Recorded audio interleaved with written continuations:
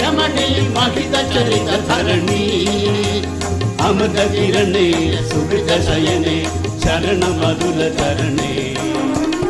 അല്ല, അദ്ദേഹം അക്കാലത്ത് ഒരു സൂപ്പർ സ്റ്റാറിനെ പോലെയായിരുന്നു. കാരണം ഒരു ഗ്രാമം പോലെ കടാമംഗലത്താണെങ്കിലും അന്ന് ടൗണിലായിരുന്നില്ലെന്ന് തോന്നുന്നുണ്ട്. പ്രേം നസീർ വരും, സിനിമ പ്രൊഡ്യൂസർമാർ പി.എ. തോമസും അതുപോലെ പലരും അവിടെ വന്നുകൊണ്ടിരുന്നു. അപ്പോൾ ആളുകൾക്കൊരു കാഴ്ച ഇദ്ദേഹം ഒരു വലിയ ആളാണെന്നോ. പക്ഷേ അങ്ങനെ ആ നിലയിലല്ല, കഥാപ്രസംഗ കലയിൽ കൂടിയാണ് അദ്ദേഹം അറിഞ്ഞത്. കാരണം അദ്ദേഹത്തിനൊരു പരമ്പരാഗതമായ ഒരു ശൈലി ഉണ്ടായിരുന്നു. സുന്ദരനായ ആൾ, ഒരു സിനിമാ താരത്തെ പോലെ സുന്ദരനായ ഒരു മനുഷ്യൻ. പി സുബ്രഹ്മണ്യത്തിന്, നീല പ്രൊഡക്ഷൻസ് സുബ്രഹ്മണ്യത്തിന് വലിയ ഇഷ്ടമായിരുന്നു. അപ്പോൾ ആ കാലത്ത് അദ്ദേഹം അങ്ങേർക്ക് വേണ്ടിയിട്ട് ചില സ്ക്രിപ്റ്റ് എഴുതിയിരുന്നതൊക്കെ കേട്ടിട്ടുണ്ട്. സ്വാമി അയ്യപ്പനോ ഏതൊക്കെയോ. പക്ഷെ അടിസ്ഥാനപരമായിട്ട് ഏത് കലയും വഴങ്ങുന്ന ഒരാളായിരുന്നു. കഥാപ്രസംഗ കലയ്ക്ക് അദ്ദേഹം കൊടുത്ത മാനം വലുതാണ്. കാരണം ഏത് കഥയും ജനങ്ങൾക്ക് ഇഷ്ടപ്പെടുന്ന രീതിയിൽ അവതരിപ്പിക്കാൻ കഴിയും, ആളുകളെ പിടിച്ചിരുത്താൻ കഴിയും. അതുപോലുള്ളൊരു വാഗ്ധോരണി അദ്ദേഹത്തിനുണ്ടായിരുന്നു. അപ്പം ഞാൻ അദ്ദേഹത്തെ അവസാന കാലത്താണ് അദ്ദേഹത്തിൻ്റെ വീട്ടിൽ പോയി ഒരിക്കൽ. പറവൂർ വീട്ടിൽ പോയപ്പോൾ തീരെ വയ്യാതെ കട്ടിലിരിക്കുകയായിരുന്നു. അപ്പോൾ അദ്ദേഹം ഭാര്യയോട് പരിചയപ്പെടുത്തി, വലിയൊരു എഴുത്തുകാരനാണ് വന്നേക്കണേ, അദ്ദേഹം എന്നെ കാണാൻ വന്നത് ഈ അവസ്ഥയിലാണ്, എനിക്ക് എണിക്കാൻ പോലും പറ്റുന്നില്ല, കട്ടിലിരിക്കുക. അപ്പോൾ അദ്ദേഹം പറഞ്ഞൊരു വാചകം ഇന്ന് ഞാൻ മറന്നിട്ടില്ല. 3000-ഓളം സ്റ്റേജുകളിൽ രമണൻ നിന്ന് അവതരിപ്പിച്ച കാലാണിത്. ഇപ്പോൾ നിങ്ങളെ കണ്ട് എണീച്ച് നിൽക്കാൻ പോലും എനിക്ക് സാധിക്കുന്നില്ല, കൈ പിടിച്ച് കുലുക്കാൻ കഴിയുന്ന, അവിടെ ഇരുന്ന് കൈ പിടിച്ച് കുലുക്കുക. അപ്പോൾ ഒരു ഹൃദയത്തെ വല്ലാതെ സ്പർശിച്ചാണ് ഒരു കലാകാരൻ. ലോകത്തിൻ്റെ പല ഭാഗങ്ങളിലും രമണൻ അവതരിപ്പിച്ച് ജനമനസ്സിനെ വല്ല സ്വാധീനിച്ച ഒരു മനുഷ്യൻ അവസാന കാലത്ത് അങ്ങനെയായി.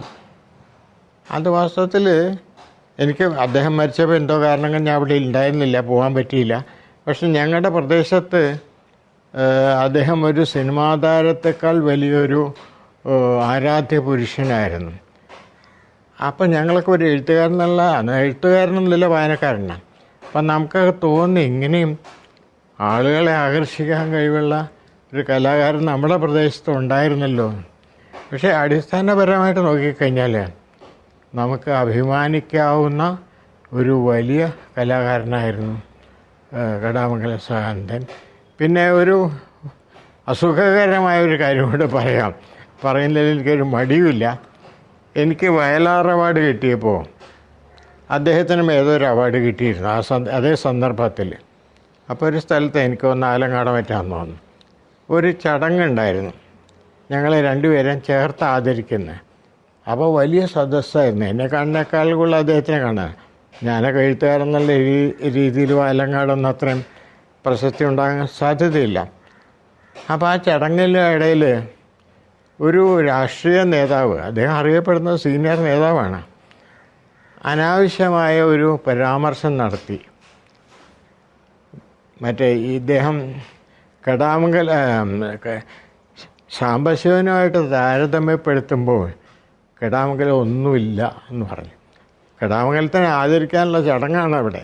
ഞങ്ങളെ രണ്ടുപേരും ഞങ്ങളൊക്കെ വസ്തു ഞെട്ടിപ്പോയി. വസ്തുവിൽ ഞാനൊക്കെ സംസാരിച്ചതിന് ശേഷം എനിക്ക് എങ്ങനെയാണ് ഇതിൽ പ്രതികരിക്കുന്നതെന്ന് പോലും. അപ്പം എൻ്റെ തൊട്ടടുത്തിരിക്കുന്ന കടാമംഗലം അദ്ദേഹം ഇങ്ങനെ വികാരഭരിതനായിട്ട് കൈപിടിച്ച് വിറക്കുകയാണ്.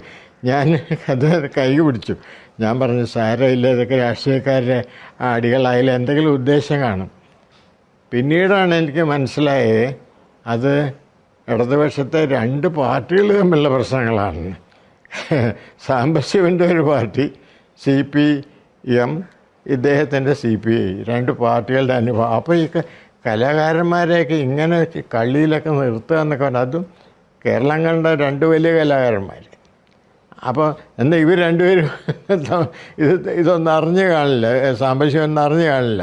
അപ്പം കടാമംഗലം എന്നോട് പറഞ്ഞത്, സാംബശിവൻ എന്നെ ഗുരുവിനെ പോലെ കണ്ടിരുന്നത്, അദ്ദേഹത്തിൻ്റെ വീട്ടിൽ ചുമരിൽ എൻ്റെ പടം ഉണ്ടെന്ന് പറഞ്ഞു. അത് വാസ്തവത്തിൽ അത് നമ്മുടെ ഒരു പൊരുത്തക്കേടുണ്ടായിരുന്നു. ആദരിക്കുള്ള ചടങ്ങിൽ ഇങ്ങനെ അനാവശ്യമായ പരാമർശങ്ങൾ രാഷ്ട്രീയക്കാരനായാലും എത്ര വലിയ നേതാവായാലും മന്ത്രി ആയാലും ഒഴിവാക്കണം. അതിനുള്ള ഔചിത്യം അവർ കാണിക്കണം. കാരണം നമ്മളൊക്കെ സാധാരണ അത്തരം ചടങ്ങുകളിൽ പോയാൽ പൊതുവേ നല്ല കാര്യങ്ങളെ പറയുള്ളൂ. അതല്ലെങ്കിൽ അങ്ങനെ ചടങ്ങ് നടത്തുന്നതിൽ അല്ലെങ്കിൽ പങ്കെടുക്കുന്നതിൽ അർത്ഥമില്ല. എന്തായാലും അതുകൂടി പറയാൻ ഇതൊരവസരം കിട്ടിയെന്ന് ഞാൻ പറയാം.